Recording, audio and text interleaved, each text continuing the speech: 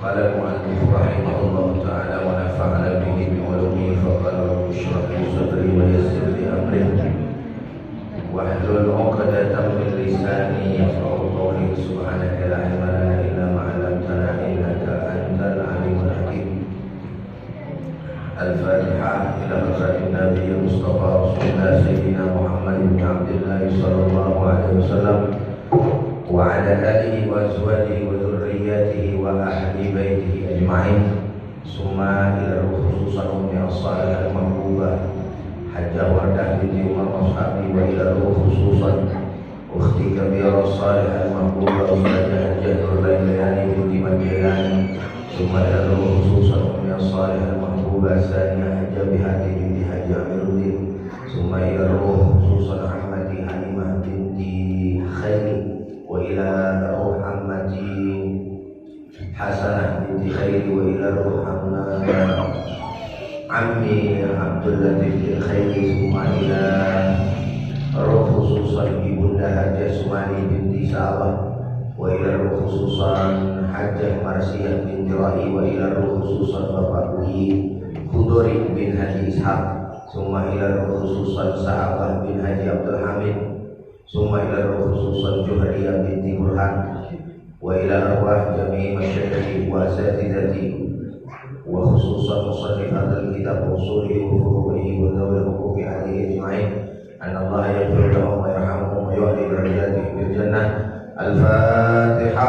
أعوذ بالله من الشيطان الرجيم. بسم الله الرحمن الرحيم.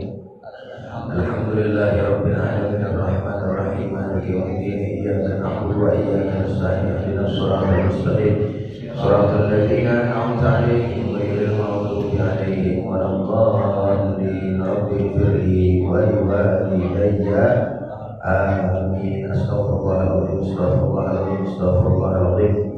ولك الحمد يا معبود اللهم صل على سيدنا محمد وعلى آل سيدنا محمد.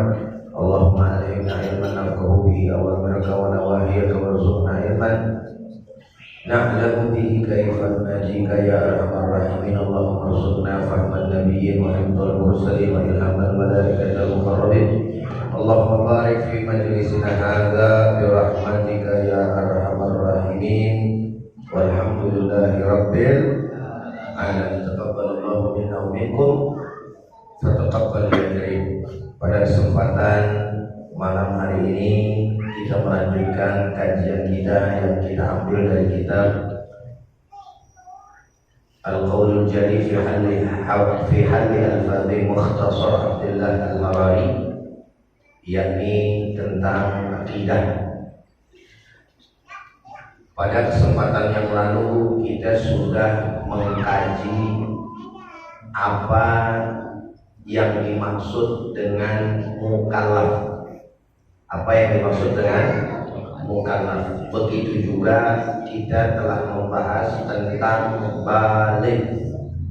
Jadi kemarin ada yang masih ingat mukallaf itu terbagi menjadi berapa syaratnya?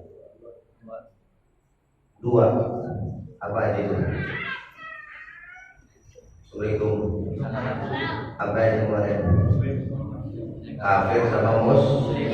Itu mukallaf terbagi menjadi dua, baik kafir maupun muslim. Baik syarat mukallaf kemarin terbagi menjadi berapa? Kemarin dijawab kalau dapat buku ada tiga apa aja?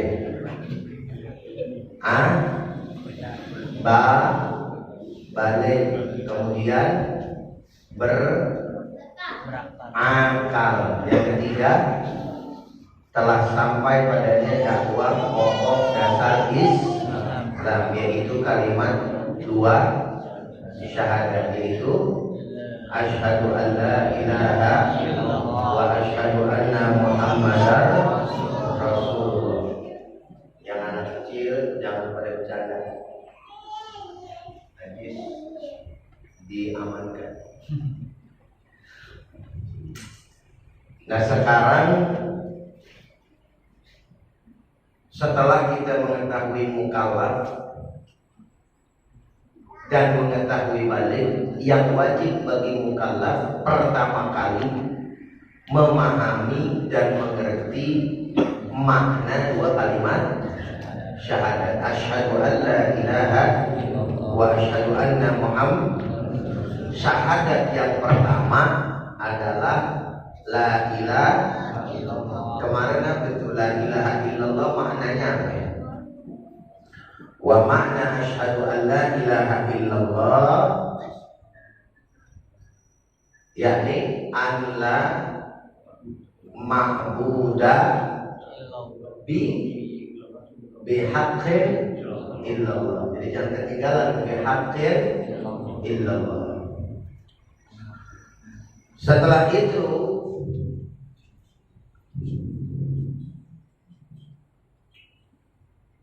di sini dijelaskan, kalau kemarin kita baca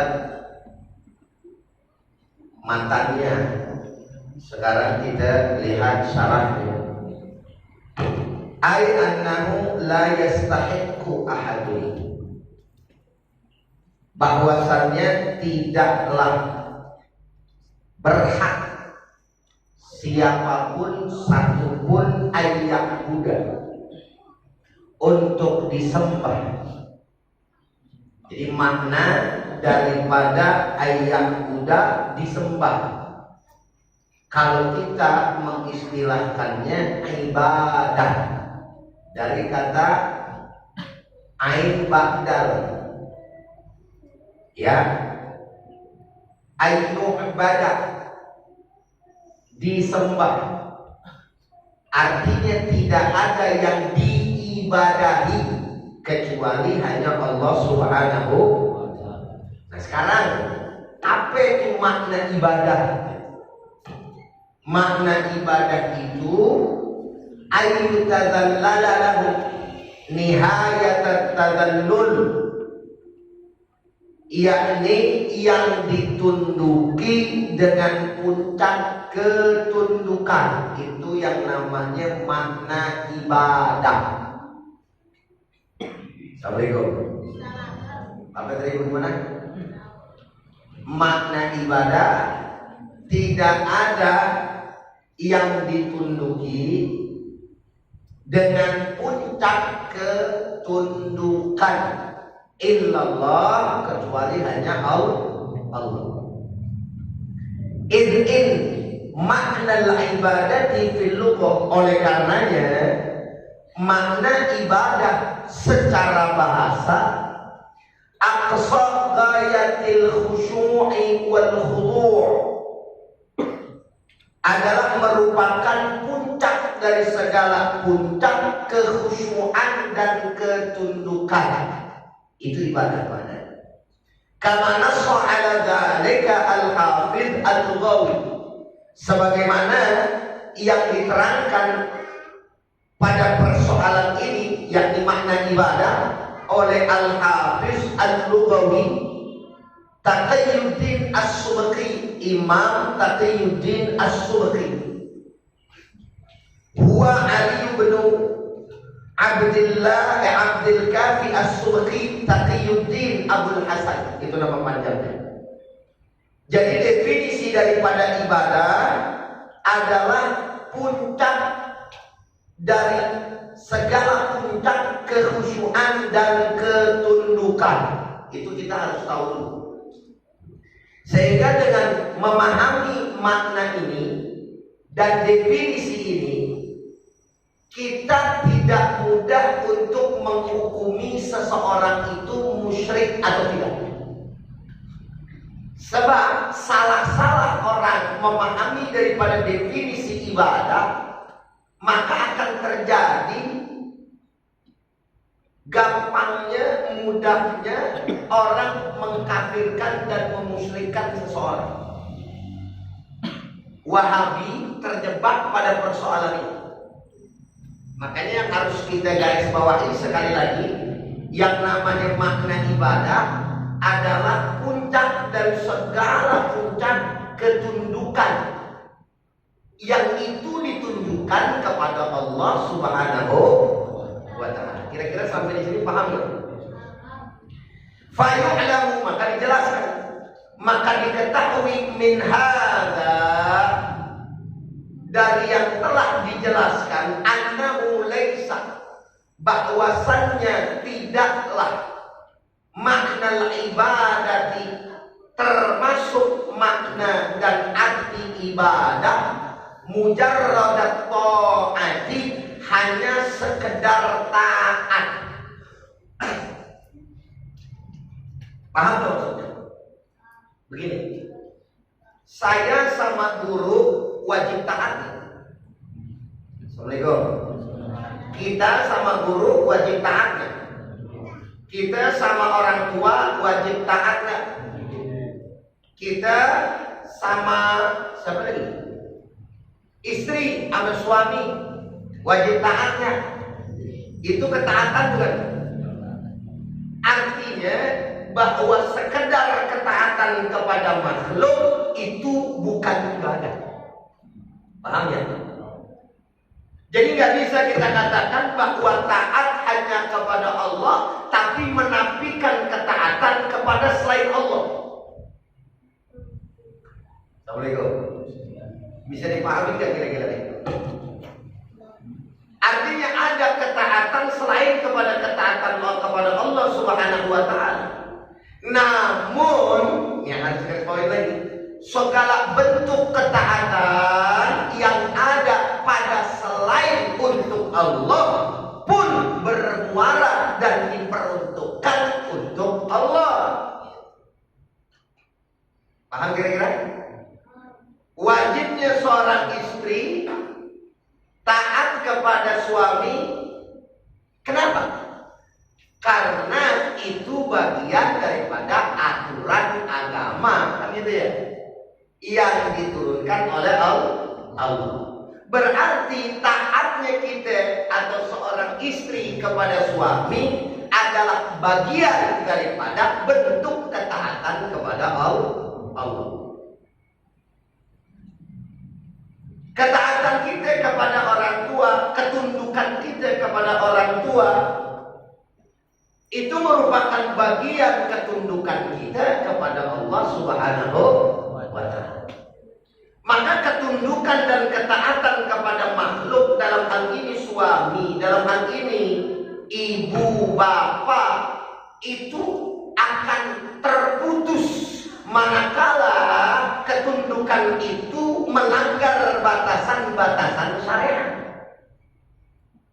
Maka wajar dikatakan la ta'ata li makhluqin li maksiatil khaliq. Tidak ada bentuk ketaatan kepada makhluk kalau itu akan bermaksiat kepada Allah Subhanahu wa Ta'ala. Umpamanya, akhwat punya suami, terus suaminya memerintahkan kepada kalian, ayang pantasnya nih kagak pakai jilbab. Kalau pakai jilbab kayak mama, dah ayang buka aja, gak usah pakai jilbab. Terus lantas karena memang perintah suami, istri harus ngikutin model macam kayak begini. Pertanyaannya, apakah benar ketundukan macam itu? Apa benar ketaatan macam itu? Jelas nih. Jadi taat kepada suami nggak boleh keluar daripada yang namanya batasan syariat. Wajib kita taat, nggak boleh kita ngelawan. Tapi kalau suami sudah memerintahkan di luar batas syariat, maka bukan hanya saja tidak mentaati, melawan pun boleh. Dalam artian melawan di sini bukan kemudian kudu adu tinju antara laki sama perempuan, enggak. Bisa dalam bentuk meminta cerai. Ustaz, emang boleh perempuan minta cerai sama lakinya? Boleh, dengan syarat kalau suaminya telah keluar daripada syariat Islam atau suaminya nggak mampu bimbing dia beribadah kepada Allah. Catat nih buat menjatain dia orang kan, ya, orang perempuan. Kalau suami nggak bisa bimbing dia, bahkan suaminya kagak sholat, di dalam Islam boleh dengan sebab itu kita meminta cerai kepada suami. Walaupun lebih bagus bersabar sambil ngedidik suami, nyontohin suami. Ustaz, tapi saya mau bersabar aja boleh nggak? Boleh. Tapi kalau ditanya bolehkah kita minta cerai karena suami tidak bisa mampu mendidik kita, pun jawabannya boleh. Kalau suami aja kagak sholat, itu boleh kita dalam Islam minta cerai. Nggak bisa bimbing kita, boleh kita minta cerai. Bagaimana kalau suami memerintahkan kepada kita untuk keluar daripada ketaatan kepada Allah Subhanahu. Kalau ame suami aja boleh kita begitu, begitupun kepada yang namanya orang tua. Orang tua memerintahkan yang gak benar, boleh kita tidak turutin.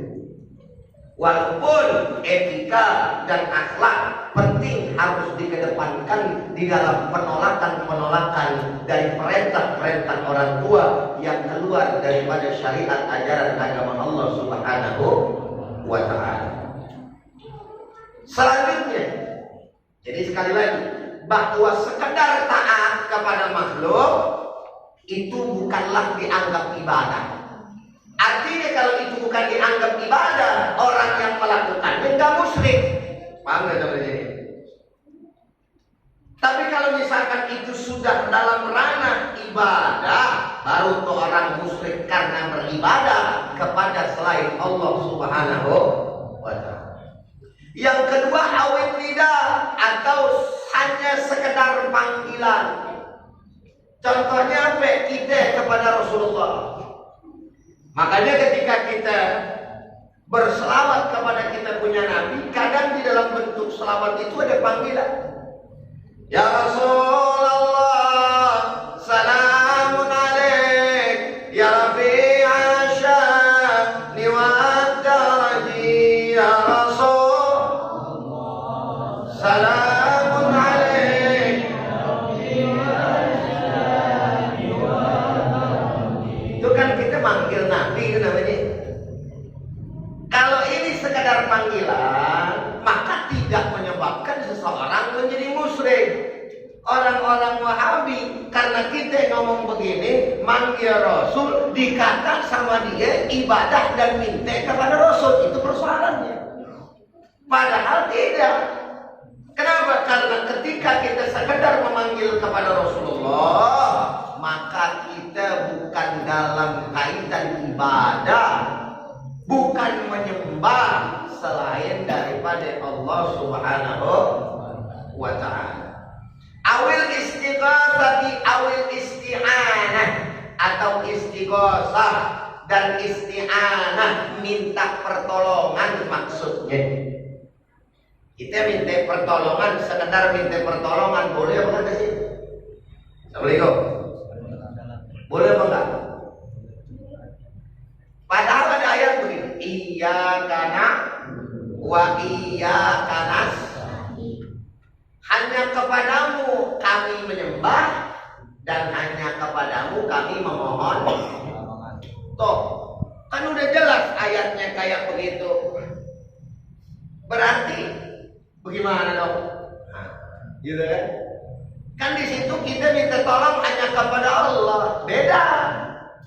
Yang dimaksud dengan ayat di dalam surat Al-Fatihah, memohon pertolongan kepada Allah, tentu hal-hal yang tidak mampu dilakukan oleh manusia.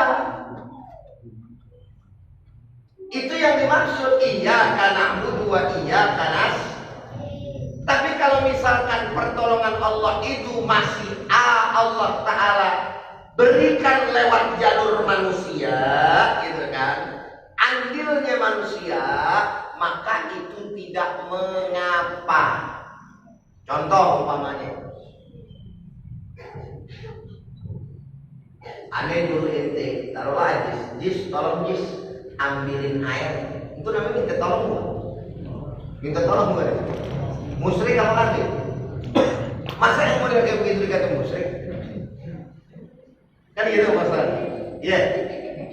Jadi minta tolong, sekedar minta tolong kepada seorang makhluk, kepada makhluk Allah boleh. Yang penting kan kita tahu apa yang dilakukan itu semuanya bersumber dari Allah Subhanahu wa Ta'ala. Kalau misalkan ada kita tolong, Jis, tolong dong sembuhin gue ini sekarang. Gue lagi sakit, penyakit gue sembuhin. Pokoknya lo kudu bisa. Tuh baru kita nyeleweh. Daripada makna ilah. Karena yang bisa menyembuhkan hanya Allah. Manusia hanya sebab peran. Siapapun yang meyakini bahwa dokter yang menyembuhkan kita musyrik. Siapapun yang meyakini bahwa Panadol yang menyebabkan kita sembuh dari migrain musyrik. Paham? Sebab itu semua hanyalah sekadar perantara, tapi memohon pertolongan karena sebab itu, meyakini bahwa itu sebab wasilah, maka tidak menjadikan kita musyrik. Begitu pula ketika kita membawa hamba Allah Subhanahu wa Ta'ala dalam permohonan kita kepada Allah, tapi ini orang-orang soleh, ini orang adalah wali, ini orang adalah orang yang dekat kepada Allah, dekat kepada Tuhannya, apalagi Nabi, maka tidak mengapa karena kita tidak meminta kepada si Nabi, enggak meminta kepada si wali, tapi hanya menjadikan mereka wasilah. Assalamualaikum. Paham? Ada yang dari sini kalau ziarah ke kuburan wali bilangnya begini, wahai wali fulan, tolong kasih saya duit ya. Jangan nampak enggak nih, itu kan wali nih ya. Ntar saya pulang dari sini biar saya kaya nih. Kalau misalkan kagak saya kagak kemari lagi. Ada minta itu gitu. Ada nggak yang minta begitu? Kalau ada yang mintanya begitu musyrik. Tapi orang ahli kelas kalau ziarah ke kuburan wali gitu nggak? Mungkinnya sih mungkin belum pernah ziarah wali. Kan kita nggak minta begitu. Ya Allah, dengan keberkahan, kemuliaan daripada hamba-Mu kan gitu. Yakni Al-Habib Husain Al-Idrus Luar Batang. Maka berikan kepada kami ya Allah. Itu mintanya berarti siapa? Yang kita manggil siapa? Yang kita minta siapa? Musyrik apa kan? Kan udah pasti. Jadi kan udah jelas tuh ya. Mintanya kepada Allah, bermohonnya kepada Allah. Maka sekedar tadi istighasah, terus kemudian isti'anah, maknanya sama nih, meminta pertolongan gitu kan. Yang semuanya itu kita yakini kembali kepada Allah, dan Allah lah yang maha penguasa, maha memberikan daripada apa yang hamba-hambanya minta, tidaklah menjadikan kita musyrik. Kemudian awil khaufi, atau hanya sekedar takut. Karena saya mau tanya, yang namanya manusia punya rasa takut nggak? Ya. Pasti nggak? Ustaz mau tanya di sini semuanya nih berani untuk kuntilanak? Hah? Kuntilanak itu bukan ada demit tapi jin gitu ya. Kalau jalan ke kuburan sendirian berani enggak? Hah? Kalau ada yang bilang, "Oh, gua berani," enggak, takut enggak, bohong. Karena setiap manusia punya rasa, tapi bagaimana kita memanage rasa takut itu yang jadi masalah. Ustaz berani Ustaz jalan lewat kuburan sendiri lah, gimana lagi melewati situ doang kan gitu. Mau kagak mau ya lewat. Kagak takut Ustaz, ya bismillah. Berarti yang kita andelin Allah. Takutnya ada, gitu kan? Tapi Allah yang jadi pegangan kita. Apakah dengan punya rasa takut kepada selain Allah Subhanahu wa Ta'ala menjadikan kita musyrik? Ya kagak. Karena fitrahnya manusia memang ada rasa takut. Tapi ketika betul-betul keimanannya luar biasa kepada Allah, maka rasa takut tadi akan mampu ditekan sedemikian rupa sehingga hanya Allah saja yang dia takuti di alam dunia ini. Toh yang benar. Makanya para pejuang bukan kagak takut. Ada pasti rasa takutnya. Ntar gua ngomong dia begini repot. Samperin dari. Waduh, besok dipanggil sama polisi jadi. Waduh, gitu kan. Ngomongnya takut ini, wah diincar dari. Gitu kan ya. Kalau rasa takut mah ada, tapi ketika kemudian tumbuh di dalam hatinya iman yang kuat terhadap Allah, bahwa itu bagian daripada resiko perjuangan misalnya, maka itu tidak lagi kemudian menjadi dirinya gentar untuk berjuang di jalan Allah Subhanahu wa Ta'ala. Jadi rasa takut wajar atau tidak? Awal raja, selanjutnya pengharapan. Ada orang ngomong begini, jangan berharap ame manusia kecewa. Betul ya? Itu omongan betul atau salah? Betul. Betul. Tapi orang berharap ame manusia sekedar berharap, salah apa kagak? Ente punya bos apa kagak nih yang kerja? Ente ngarep gaji dari siapa? Musyrik ente. Bisa bilang gitu. Lah, masa iya musyrik tak orang yang menggajinya dari bos aneh? Berarti kan kita ngarep bos dari gaji kita dari bos kita, betul lah. Tetapi pengharapan tersebut jangan kemudian gitu kan kita yakini bahwa orang yang kita harap yang mendatangkan nikmat gitu. Maka berharap sama orang lain, apalagi yang janji sama kita, nggak apa-apa, sekedar ngarep mah. Tenang, kita belum kan tembus nih tanah yang belakang tuh 1,5 hektar dibeli orang. Apalagi di Kuningan tuh diam-diam aja dah, tembus gua kasih lo bangsa 100 juta. Udah diomongin udah kayak gitu, ngarep kayak gitu. Bukan sekedar ngarep, pakai banget, betul gak? Tapi jangan terlalu semasukin juga di dalam hati, atau jangan tadi pakai banget, jangan. Kembaliin lagi kepada Allah. Kalau emang Allah Ta'ala punya rencana begono, pasti bakalan terrealisasi. Tapi kalau misalkan Allah Ta'ala enggak menghendaki, walaupun udah tembus, bisa nggak nyampe sama kita dulu-dulu? Bisa. Assalamualaikum. Bisa apa malahan banyak? Banyak orang dijanjiin, giliran tembus, belaga bego, betul nggak? Belaga PA, tembus mau dah, alhamdulillah tembus, temen kita pakai ngadu, ujung dah, tuh pakai ujung. Lu ngomong-ngomong kagak di ini apa? Nggak dibilangin apa? Sama siapa? Tuh temen lu, si Rudi. Kemarin si ngomong lah, dibohongin. Udah tembus, katanya. Udah nyampe belum tiba lu? Boro-boro, perak kagak. Lupa dah si Rudi. Iya kan? Artinya kalau Allah Ta'ala nggak berkehendak, biar kata urusan orang juga udah dilancarin sama Allah. Kalau belum ada rezeki kita, kagak bakalan nyampe ke kita. Maka jangan terlalu berharap kepada manusia, kepada makhluk, berharapnya kepada Allah. Ingat kata sandinya, jangan terlalu berharap. Berarti berharap boleh nggak? Boleh. Paham ya? Insya kama yazunnu ba'dun nas, sebagaimana yang disangkakan oleh sebahagian manusia. Ini musonif pengarang menyindir orang-orang yang suka musyrikin kita. Jadi bentar-bentar musyrik, orang istiqosah musyrik, orang tawasul musyrik, gitu. Padahal tadi bukan dalam bentuk ibadah. Sedangkan yang namanya ibadah apa maknanya? Yaitu bentuk ketundukan, puncak daripada ketundukan kepada Allah Subhanahu wa Ta'ala. Kalau hanya sekedar tidak masuk dalam makna ibadah.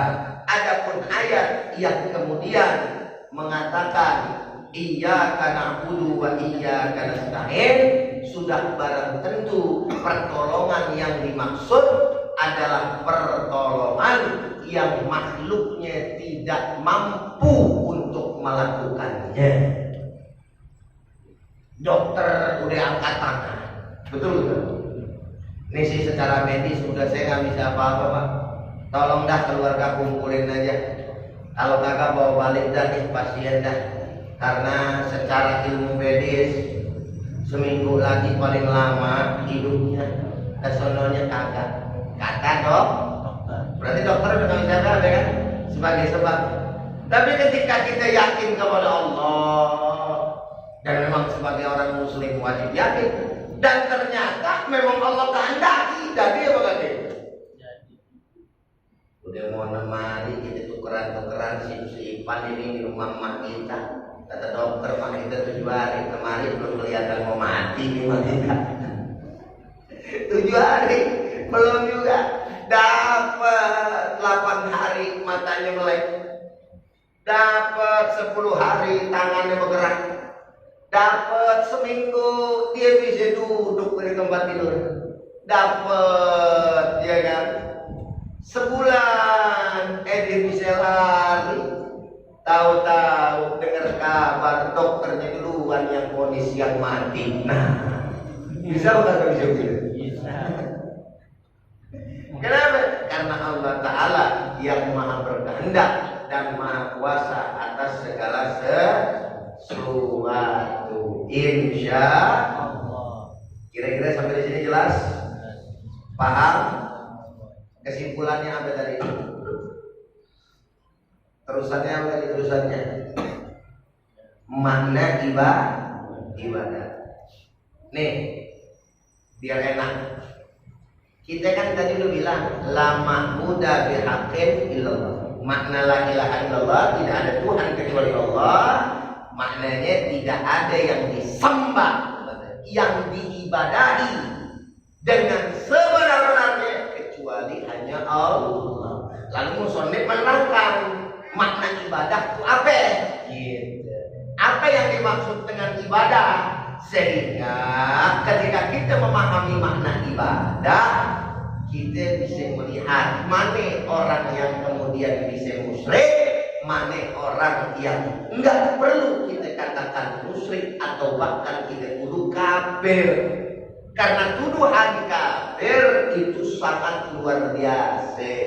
Orang yang mengkafirkan saudaranya, sedangkan saudaranya tidak kafir, maka kekafiran itu akan kembali kepada dirinya. Na'udzubillah summa na'udzubillah min dzalik. Kira-kira jelas? Paham? Alhamdulillah. Sebagai penutup, saya mau bawain hadis-hadis atau pembahasan kitab yang juga menarik untuk kita semua agar kita bisa istiqomah dan punya motivasi hadir terus di majelis ilmu. Kitab ini bernama Al-Minhajus Sawi, Syarhu Usuli Thariqatis Sadati Al-Ba'ad, karangan Al-Habib Zain bin Ibrahim bin Smith. Ya, jadi bisa kita searching di Google. Beliau adalah ulama besar yang sekarang bermukim di Madinah. Guru daripada para guru di Indonesia, para habaib banyak berguru kepada beliau. Salah satunya habaib kita. Saya punya teman habib banyak ya yang berguru ke sana, dan saya menginginkan untuk berjumpa kepada beliau pada saat saya umrah. Belum diizinkan oleh Allah Subhanahu wa taala. Saya baru bertemu dengan anaknya Sayyid Buya Muhammad bin Alwi Al-Maliki yang bernama Habib Ahmad ya bin Muhammad bin Alwi Al-Maliki Al-Hasani. Saya sudah ke sana, tapi dengan beliau belum ketemu. Semoga Allah Ta'ala panjangkan umur beliau, sehatkan badannya, sehingga kita atau khususnya saya bisa berjumpa kepada beliau mengambil keberkahan. Insya Allah, amin ya rabbal alamin. Bisa dicek yang mana orangnya, fotonya banyak di internet. Jenggotnya putih, Habib Zain bin Ibrahim bin Smith. Al-Faslul Awal fi madhil ilmi wa dhammil jahli. Ya. Pasal yang pertama di dalam menerangkan pujian kepada ilmu dan celaan kepada kebodohan. Ketahuilah annal ilma, bahwasannya ilmu, ai ta'allumahu wa ta'limahu, belajar dan mengajar ilmu. Arfa'u wa afdalu min sairil a'mal. Perhatian baik-baik. Jadi dikatakan bahwa belajar mengajar yang sekarang kita lakukan ini arfa'u, lebih tinggi, wa afdalu, lebih utama, min sairil a'mal, dari seluruh amal-amal saleh allati yutaqarrabu biha ila Allah Ta'ala, yang mendekatkan diri kita kepada Allah Subhanahu wa Ta'ala. Kita puasa, kita haji, kita apalagi zakat, sedekah dan lain sebagainya. Dalam persoalan ini menuntut ilmu, duduk di majelis ilmu, mengajarkan ilmu lebih tinggi daripada itu semuanya. Li'adillatin aktsara min an tuhsara. Begitu banyak dalil-dalil yang menunjukkan tentang hal itu, akan tetapi diringkas dalam kitab ini. Wa ashhara min an tudkara, dan yang paling masyhur, yang paling sering, yang paling terkenal disebutkan dalil-dalil ilmu, salah satunya qala Allah azza min qailin karimin, telah berfirman Allah Subhanahu wa taala, syahidallahu annahu la ilaha illa huwa. Allah menyatakan bahwasannya tidak ada Tuhan kecuali Dia. Jadi lewat ayat ini, surat Al-Imran ayat 18 jelas menjadi dalil pula, selain dalil keutamaan ilmu. Ketika ada yang mengatakan, apakah Allah pernah mengaku dirinya sebagai Tuhan? Maka dengan terang benderang ayat ini menjadi bukti bahwa Allah mengatakan tidak ada Tuhan kecuali Dia. Berarti Allah ngakuin kan? Ini firman-firman siapa? Ayat-ayat siapa? Kalam-kalam siapa? Syahidallahu annahu la ilaha illa huwa. Allah menyatakan, Allah bersaksi bahwa tidak ada Tuhan kecuali Dia. Setelah Allah Subhanahu wa taala menyatakan dirinya, zatnya sebagai Tuhan, wal malaikatu, lalu para malaikat juga bersaksi bahwa Allah Subhanahu wa taala atau Subhanahu wa taala adalah Tuhan yang Maha Esa. Siapa lagi gerangan? Wa ulul ilmi qa'iman bil qist, dan orang-orang yang diberikan oleh Allah ilmu juga ikut andil menyatakan bahwa Allah Subhanahu wa taala adalah Tuhan yang Esa. La ilaha illa huwa al-azizul hakim, tidak ada Tuhan kecuali Dia, yaitu Allah yang Maha Perkasa, Al-Aziz, Al-Hakim, yang juga Maha Bijaksana. Jadi orang-orang yang diberikan ilmu oleh Allah Subhanahu wa taala pasti dia akan membenarkan bahwa Allah Subhanahu wa taala adalah Tuhan yang Esa, tidak ada Tuhan kecuali Dia. Alhamdulillah. Artinya ayat ini memberikan sebuah informasi kemuliaan orang-orang yang berilmu disandingkan dengan zat Allah, para malaikat, baru kemudian orang-orang yang berilmu. Subhanallah. Lalu kemudian di sini dikatakan pada subhanahu bi nafsihi wa sanna bi malaikatihi.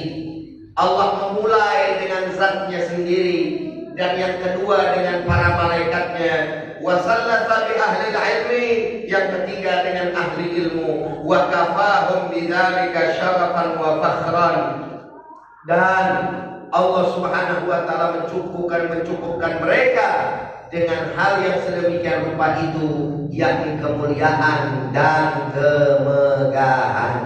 Selanjutnya, wa qala Allah taala yarfa'illahu alladziina aamanu minkum walladziina utul 'ilma darajat. Allah mengangkat orang-orang yang beriman dari kalian semua, walladziina utul 'ilma darajat, dan orang-orang yang berilmu beberapa derajat. Dalam surat Al-Mujadalah ayat 11 ini lagi-lagi Allah Subhanahu wa taala menyampaikan kepada kita dua ciri manusia yang diangkat sama Allah derajatnya. Siapa mereka? Yang pertama, mereka punya iman, yakni orang-orang yang beriman. Yang kedua, mereka adalah orang-orang yang punya ilmu. Berapa derajatnya?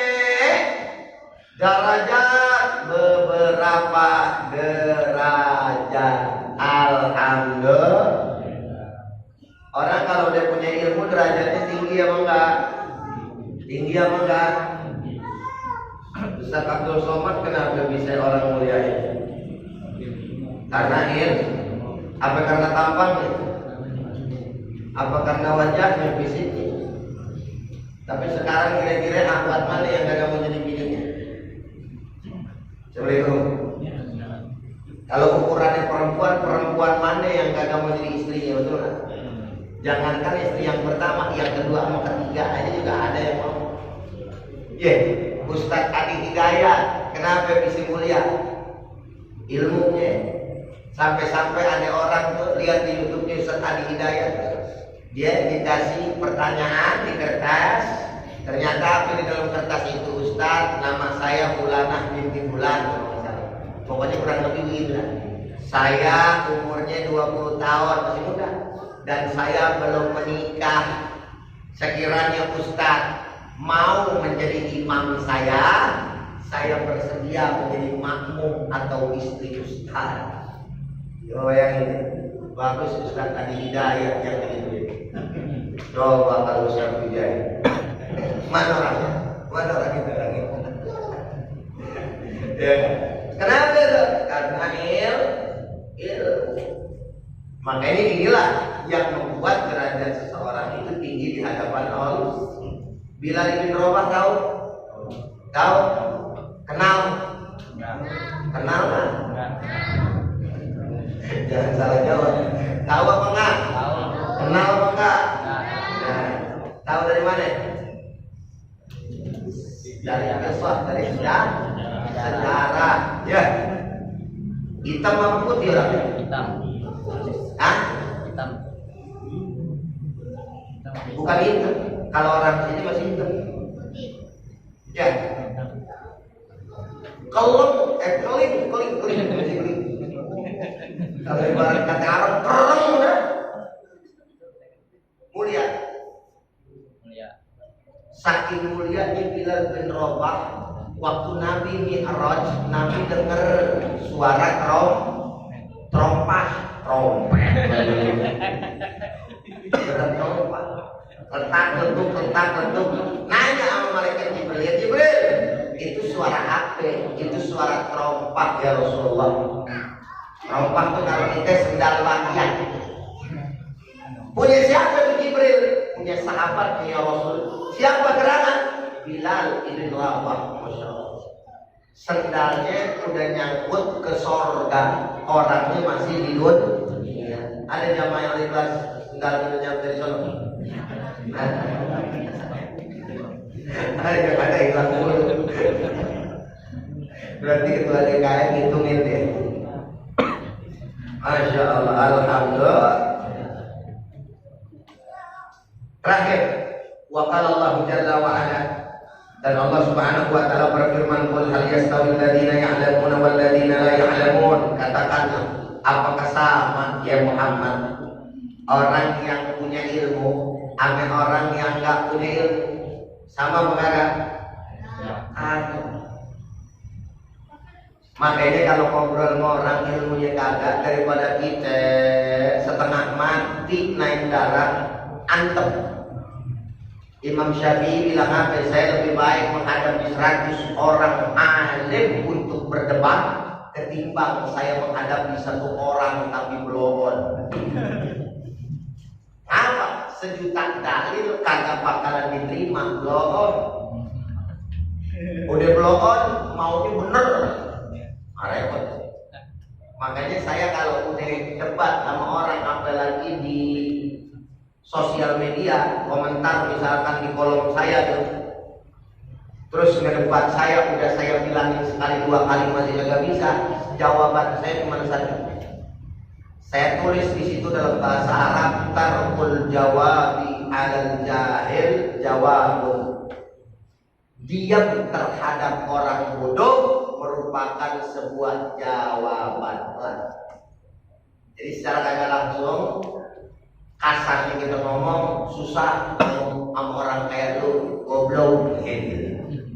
Tapi kita pakai saya. Paham kira-kira ya? Ainnahum la yastawuna abadan, mereka enggak sama sekali selamanya. La di dunia, enggak di dunia, wala fil akhirat, dan juga enggak di akhirat. Walakin yufaddilullahu man ya'lamu 'ala man la ya'lamu bi darajatin katsirah. Bahkan Allah Subhanahu wa taala mengunggulkan orang yang mengetahui atau orang berilmu atas orang yang tidak berilmu dengan derajat yang begitu banyak. Fahayhata antahsulal musawat, ya, maka mustahil menghasilkan persamaan bainal ulama'il amilina, di antara ulama yang mengamalkan ilmunya, wa ghairihim, dari selain mereka, minal jahilin, dari orang-orang bodoh. Walakin yarfa'ullahu ahlal ilmi ala man siwahum bidarajatin katsiratin. Bahkan Allah mengangkat derajat ahli ilmu atas selain mereka dengan banyak derajat. Fa'an Ibnu Abbas radhiyallahu anhu maqal, dari Ibnu Abbas, semoga Allah Subhanahu wa taala meridhai keduanya, qala yarfa'illahu al-ulama'a yaumal qiyamati 'ala sa'iril mu'minin bi 700 darajatin. Ma baina darajataini masiratu 500 amin. Subhanallah. Allah mengangkat derajatnya para ulama, orang yang ngerti ilmu, orang yang doyan ngaji, lalu menghasilkan ilmu. Pada hari kiamat dia akan mempunyai derajat ala sairil mu'minin, atas seluruh orang-orang beriman yang lainnya, bisa ini anti darajatin 700 derajat. Ma baina darajataini, dan antara 2 derajat, maksudnya 1 ketemu 1, 2 derajat, masiratu 500 amin, jaraknya sepanjang perjalanan 500 tahun. Subhanallah. Jadi orang biasa sama orang alim nanti apa? Derajatnya akan banyak, 700. Dan kemudian 1 derajat kepada derajat yang lain jaraknya 500 tahun. Qultu wa dzalika wallahu a'lam bishawab. Mudah-mudahan lagi. Fadhal, ada yang bertanya. Assalamualaikum Ustaz. Waalaikumsalam warahmatullahi wabarakatuh. Satu aja nih. Soal tadi. Seorang istri atau seorang anak yang taat dan patuh dan membantu suaminya atau orang tuanya itu bisa dimaknai nilai ibadah ya? Ya. Nah, jadi sudah barang tentu perintah Allah Subhanahu wa taala kepada seorang anak, kepada seorang istri, artinya anak kepada kedua orang tuanya, istri kepada suaminya, untuk taat kepada keduanya, dan itu bagian daripada ketaatan kepada Allah Subhanahu wa taala. Maka sudah pasti itu masuk dalam kategori bagian ibadah kepada Allah Subhanahu wa taala, selama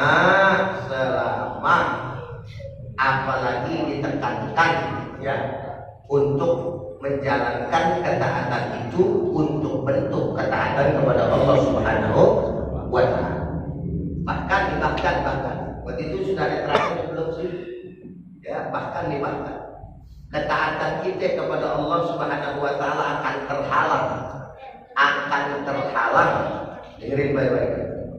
Akan terhalang manakala ketaatan kepada kedua orang tua kita tidak ada.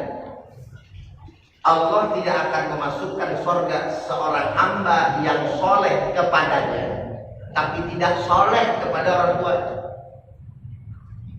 Paham? Artinya soleh kepada Allah, perintah Allah dalam bentuk ibadah yang seperti sholat, zakat, puasa dan lain sebagainya dalam ruang lingkup itu kan berarti orang udah bagus ya? Tapi kepada kedua orang tuanya, khususnya ibunya, tidaklah ada, maka Allah tidaklah ridha kepadanya. Makanya wajar ada hadis Nabi ridha fi ridha wa sukhtullah fi sukhtil walidain. Ridhanya Allah tergantung kedua ridha orang tua. Murkanya Allah tergantung kedua murkanya orang tua. Ini hati-hati. Ya. Mana buktinya Ustaz? Pernah dengar kisah Alqamah? Pernah kan? Bagaimana Alqamah punya ketaatan kepada Allah, bagus kan? Sholatnya masih ada sholatnya dia. Sama Rasulullah. Orang sini udah pernah sholat di belakang Rasulullah. Lihat dari boro-boro, jangan ngeliat. Mimpi belum pernah. Termasuk saya. Pernah ada yang mimpi ketemu Rasulullah, melihat langsung wajahnya dan berkata, aku Rasulullah Muhammad bin Abdullah. Jangan Rasulullah, ana Rasul. Dan itu kalau cuma ana Rasul terjebak, bisa itu setan. Tapi kalau udah ada yang mudah ilahnya, ana Rasulullah Nabi Muhammad SAW, nggak bisa kemudian digantikan syaitan. Ya. Kita ngelihat aja bro, ini Alqamah sholatnya di belakang Nabi, lalu kemudian dia menjumpai Nabi, sahabat Nabi, beriman dengan Nabi. Ketika mati kagak bisa ngucapin 2 kalimat syahadat, ditanya ternyata ada masalah sama orang tuanya, yaitu emaknya. Padahal bukan ngelawan kayak orang andong, bukan. Orang andong kan kalau misalkan ngotot, memang itu ngotot betul-betulan ya. Apaan sih mak? Gitu. Ada yang begitu tadi saya. Ya kan harus belajar orang tua. Jangan kata anak pondok, anak pesantren ada yang begitu tuh. Gitu. Orang nggak ada Alqamah nggak punya. Cuman Alqamah punya kesalahan satu. Apa kesalahannya? Perhatiannya berpindah kepada istrinya. Makanya jadi istri mesti ngalah sama berdua yang perempuan. Ya, jangan malu soalnya kayak mau malu kenapa? Emang kalau orang laki mesti taatnya sama orang tua perempuan. Kalau perempuan taatnya sama suaminya terbalik. Itu juga yang terbalik. Bini saking saya. Tadinya perhatian sama orang tua, ketemu bini cakep, deplon, pakai mau foto. Berubah deh, ya kan? Oh putih lagi, sekampung, pokoknya bintang deh, bunga desa ya kan? Berubah. Ditanya soalnya rumahnya apa? Terus udah begitu ditambah lagi. Alqamah ngebeliin baju buat emaknya membuat bininya. Yang satu cakep, yang satu kagak. Yang cakep buat bininya. Iya, yang ada jelekan buat emaknya. Pakai ketuker. Yang cakep dikasih emaknya lagi rapi dengan jangan nanging makan dari cakep banget ya Alqamah. Udah rapi itu hatinya udah luntur tuh. Iya. Tahu-tahu datang lagi Alqamah, maafin mah, ketuker maknya yang punya emak itu punya bini saya yang jadi lihat emaknya jelek, sakit hati emaknya. Sampai dia mau meninggal dunia itu belum habis. Makanya Rasulullah bilang, sampein sama emaknya Alqamah, kalau emaknya Alqamah kagak maafin juga, dia bakar mayatnya. Hasilnya singkat cerita, dengar begitu. Namanya seorang ibu leleh. Jangan ya Rasulullah, saya mengampuni Alqamah. Baru Alqamah yang tadi mulutnya ngegigit, ngonci, kagak bisa membaca dua kalimat syahadat, dibaca dua kalimat syahadat. Subhan. Artinya apa? Ini orang taat sama Allah, taat sama Rasulnya, sama emaknya kakek, terhalang untuk mengucapkan dua kalimat syahadat. Dan yang terakhir, sebagai penutup daripada jawaban ini, yang menarik, ada seorang anak muda yang mati di zaman Imam Hasan Al-Bisri. Mati di zaman Hasan Al-Bisri, anak kurang ajar, pemakokan, tukang zina, kagak benar ya anak. Tapi dia wasiat sama mak, lagi sakit, mak, kalau saya mati, antar debu mak taruh di tangannya, terus taruh di saya nih. Udah gitu, entar bikinin cincin Muhammad Rasulullah, cincinnya saya bawa taruh di saya.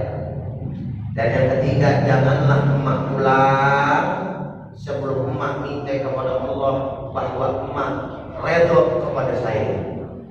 Sesungguhnya saya banyak dosa, saya khawatir bahwa saya akan mati dalam keadaan su'ul khatimah.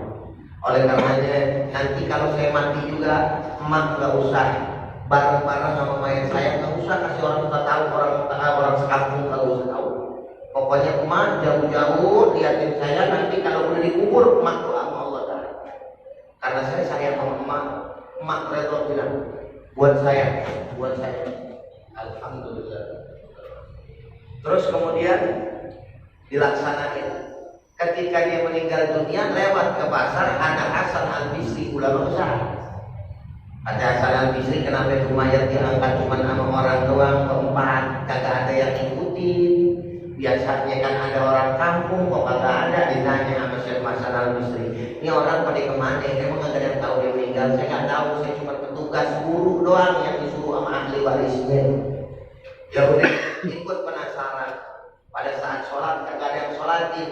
Hasan Al-Bisri, ulama besar yang pada akhirnya menyolatinya. Itu satu. Setelah itu yang kedua, dilihat lagi Hasan Al-Bisri belum ada dan kagak ada yang mengikut di musalah itu atau di masjid itu. Akhirnya Hasan Al-Bisri datang, Hasan Al-Bisri nganter sampai ke kuburan, beliau pula yang menguburkan.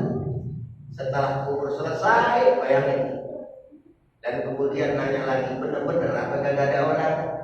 Ada, wahai Tuan Syekh, di ujung dari tadi lihat itu di bawah pohon ada seorang perempuan. Saya nggak tahu dia siapa. Mungkin dia adalah salah satu ahli warisnya, atau dia tahu, ada nggak apa, pokoknya begitu dah. Gitu disetrika kurang lebih. Terus kemudian dilihat dari jauh, dia lagi begini sambil nangis seadanya teriak-teriakan. Sedikit kedengaran oleh Syekh Hasan Al-Bisri, ketika itu langsung jatuh tersungkur pingsan. Pada saat sampai, kagak lama kemudian dia sadar, dan dalam kondisi sadar langsung girang, tersenyum dan memuji Allah Subhanahu wa Ta'ala sambil nangis. Jadi tadi nangis. Kalau dia nangis sambil girang, bingung Syekh Hasan Al-Bisri. Kata Syekh Hasan Al-Bisri, Anda siapa? Saya adalah ibunya. Diceritainlah wasiat daripada anaknya tadi. Lalu pada saat saya berdoa, wahai Tuan Imam, saya memohon kepada Allah, ya Allah, saya ridha kepada anak saya. Saya tahu anak saya tidaklah taat soleh kepada Engkau ya Allah dan lain sebagainya, tapi hamba saksikan ya Allah, hamba ibunya telah ridha kepadanya. Pingsan, di saat pingsan suara anak saya kedengeran, Bu, pulanglah sekarang. Demi Allah, sesungguhnya Allah Subhanahu wa Ta'ala telah mengampunkan saya, dan Allah telah memberikan nikmat kepada saya lantaran keridhaan-Mu. Subhanallah. Tapi cerita ini bukan berarti kemudian aku bermaksiat, tidak. Kamu mampu aja, aku taat kayak gitu juga, gitu ya. Tapi artinya di sini harus ada kesinambungan, taat kepada Allah, taat kepada Rasulnya, dan taat kepada kedua orang tua. Insya kira-kira jelas, paham? Ada lagi sebelum kita akhiri? Cukup. Ada apa namanya tadi, sumbangan dari siapa Ustazah? Deti dari Ustazah Deti untuk pondok pesantren saya.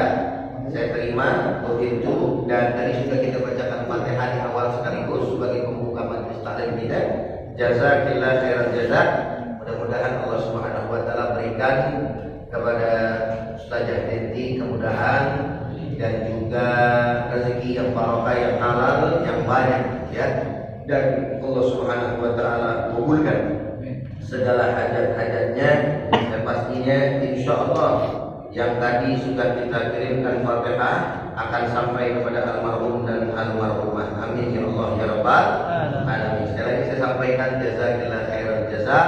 Dan sampai saat hari ini kita masih terus proses di dalam pembangunan Pondok Pesantren Darul Hufaz Walidain. Kita sedang dalam tahap merapikan yang kurang. Jadi artinya belum semuanya kita bangun, tapi yang sudah dibangun akan kita pakai ini. Nah yang kita pakai ini yang akan kita finishing bahasanya gitu. Ya, jadi biar bagus, terus jalan dua, terus kemudian lagi kita mau pakai aspal jalan masuk tersebut, ya. Terus rumah saya juga sedang dalam proses sedikit lagi. Nah ketika semuanya sudah selesai dan layak untuk dihuni, kita dalam waktu dekat akan membuka daripada pendaftaran santri baru. Dan santri yang kita terima adalah santri laki-laki terlebih dahulu, ikhwan ya. Jadi kalau ada teman-teman yang kemungkinan besar ada mau menitipkan anaknya ke Pondok Pesantren Darul Hufaz Walidain, dari semenjak sekarang bisa ancang-ancang, Ustaz terus apa yang ada di dalamnya Ustaz? Sementara waktu kita pakai metode tradisional, tentunya tradisional ya, yakni salafi. Artinya salafi di sini bukan manhaj salaf ya, Pondok Pesantren tradisional salafi yang belajar kitab ya. Nah nanti yang betul-betul akan kita tekankan pertama adalah metode amsilat yang sekarang pelajari oleh anak saya. Alhamdulillah Faiz sudah bisa hafal 5 jilid ya, walaupun masih ada yang harus disempurnakan ya, menguasai sudah, tapi ada yang kadang-kadang masih wajar lah ya, 5 jilid soalnya ya. Misalkan ada yang lupa awalnya apa dulu Pak, baru diterusin gitu ya. Nah tapi insya Allah umur segini ini Faiz udah baru kelas 1 SMP, tapi dia sudah menguasai metode ilmu nahwu soroh yang diberi nama amsilati ya. Jadi karangan Kiai Haji Taufiqul Hakim dari Jepara ya. Apa itu yang namanya huruf jar, apa itu yang namanya kalam, apa itu yang namanya hal, apa itu yang namanya maf'ulun bih, apa itu yang namanya maf'ul li ajli ya, dan seterusnya dia sudah memahami itu. Tinggal nanti digabungkan dengan metode ya. Jadi dihafal sekaligus diterima. Jadi kalau ada yang mau ngetes, ntar silakan ngetes saja, tapi jangan di sini ya. Ngetesnya ntar di luar sambil rokok ya. Pertanyaan tentang itu. Nah yang kedua, insya Allah anak saya yang perempuan akan pegang tahfidzul Qur'annya, yaitu Najwa. Anak saya yang pertama alhamdulillah tahaddusan bi ni'mah juga sudah menguasai metode amsilati sekaligus sudah menguasai Al-Quran 30 juz. Anak saya yang kedua, Sayyidah Nafisa atau Vivi, 15 juz belum selesai 30 dan juga sudah menguasai metode amsilati.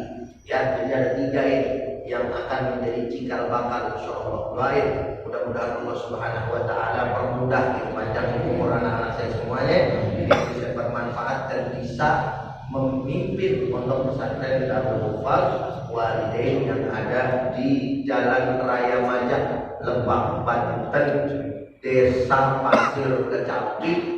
Dari stasiun Majak itu sekitar 10 sampai 15 menit saja. Dan enak, udaranya bagus, enak, dan tadi mau dibikin enak ya. Jadi mau dibuat kayak bukan saung, apa yang pakai tumbuhan jalan tuh, jadi biar adem gitu. Subhanallah ya. Kapan-kapan anak-anak remaja dan juga jamaah ikhlas terus ke sana. Jadi kita bisa lihat insyaallah ya. Baik, kita akhiri. Ya Rabbana tarafna bi annana tarafna wa annana asrafna ala asrafna fatub alaina tawbatan tuslimukum hawwal wasdur lana awrati wa amini rawati واغفر لوالدينا رب ومولدينا والآل والإخوان وسائر الكلاب وكل ذي محبة أو جرة أو صحبة والمسلمين عزما عمل رب اسلام فلهم وجدا لا باحتساب منا بالمصطفى رسول نهضى بكل صوت صلى وسلم ربي عليه أنت الحبي وآله وصحبه عدد ترجح صحبي والحمد لله في البدر وتناهي سبحان الله.